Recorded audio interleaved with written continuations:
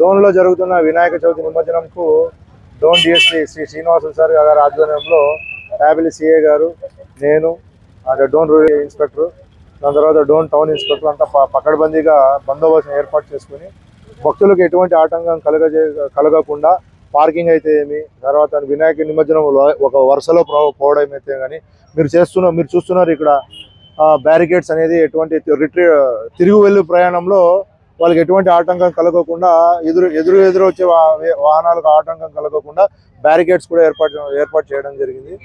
ఈ సందర్భంగా బందోబస్తు శ్రీనివాసులు సార్ ఆధ్వర్యంలో బందోబస్తు కూడా పకడ్బందీగా ఏర్పాటు చేసినాము. భక్తులకు ఎటువంటి ఇబ్బంది కలుగజేయకుండా ప్రశాంతంగా నిమజ్జనం అనేది జరుగుతూ ఉంది. ఏర్పాట్లు బ్రహ్మాండంగా ఉన్నాయి. ఎటువంటి డీజేలు ఎటువంటి హంగామాలు లేకుండా వినాయక నిమజ్జనం అనేది చాలా ప్రశాంతంగా నడుస్తుంది. ఈ సందర్భంగా వినాయక కమిటీ వాళ్ళకు చాలా ధన్యవాదాలు తెలుపుకుంటున్నాను. అలాగే మా పోలీస్ సిబ్బంది కూడా చాలా పకడ్బందీగా సిబ్బందిని బందోబస్తు ఏర్పాటు చేసినాము. ఎటువంటి ఇన్సిడెంట్స్ లేకుండా నిమజ్జనం అనేది చాలా ప్రశాంతంగా నడుస్తుంది. డోన్ పట్టణ ప్రజలకు ఈ సందర్భంగా ధన్యవాదాలు తెలుపుకుంటున్నాను.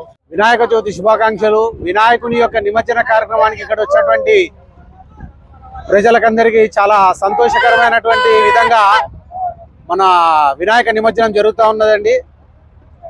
మొదటిసారిగా మామూలుగా ద్రోణాచల పట్టణంలో 3 రోజులే నిమజ్జన కార్యక్రమాలు పూర్తయ్యేవి. కానీ ఈసారి మొట్టమొదటిసారిగా 5 రోజులు నిమజ్జన కార్యక్రమం జరుగుతూ ఉందండి. ఈ సందర్భంగా డోన్లో ప్రజలు చాలా ఉత్సాహంతో ఆనందభరితంగా ఈ కార్యక్రమాలు పాల్గొంటున్నారండి. సాయంత్రం 4 నుంచి ఆరంభమైనటువంటి నిమజ్జన కార్యక్రమాలు ఈ సమయం అయినప్పటికీ కూడా 9:40, 10 అవుతున్నప్పటికీ కూడా ఈ సమయానికి కూడా గణేష్ నిమజ్జనాలు చాలా సంతోషకరంగా, ఆనందకరంగా, ఆహ్లాదకరంగా జరుగుతాయి. మీరంతా చూడొచ్చు. అలాగే ఇటువంటి కార్యక్రమాలన్నింటినీ